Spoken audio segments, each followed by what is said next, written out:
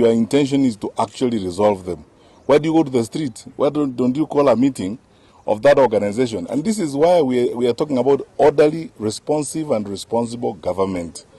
Because the leadership is not about mounting platforms on the streets and calling each other names and shouting at each other and so on. Who needs a street conversation on the campaigns of 2022? I've often said in other platforms that if people actually wanted the truth about what happened in 2022 and so on, this administration promised us that they will form a commission of inquiry on state capture. Yes. And in that commission of inquiry, they would include a clause on the administration of elections in 2022. Yes. We have been waiting for that commission of inquiry, and that is what they need to do, so that we all go to KICC there and under oath, in the full glare of cameras and the country, we each say what we know and what happened. Some of that truth may be very devastating to some people.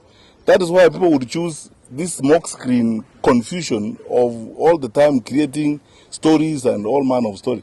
Let the truth be appropriated in an objective manner, not through street talks and so on.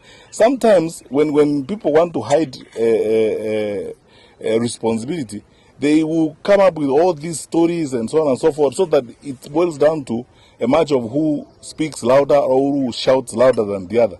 Is that really leadership? The answer, in my view, is no. I'm going to ask the Secretary General to talk about the payment of agents and so on, because as you know, that is not something we ought to be discussing about in 2026 as we prepare for elections.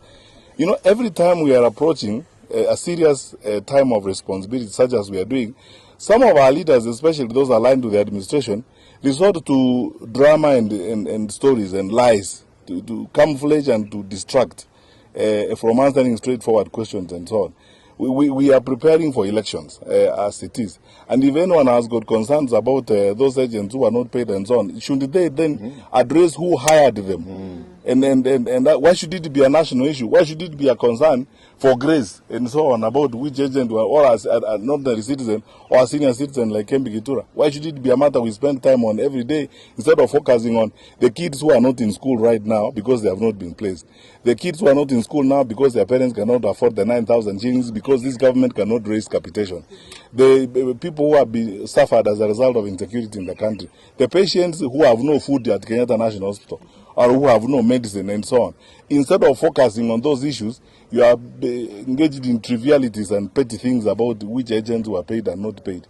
4 years after the election, how serious are we? SG, if you have I think he has said it.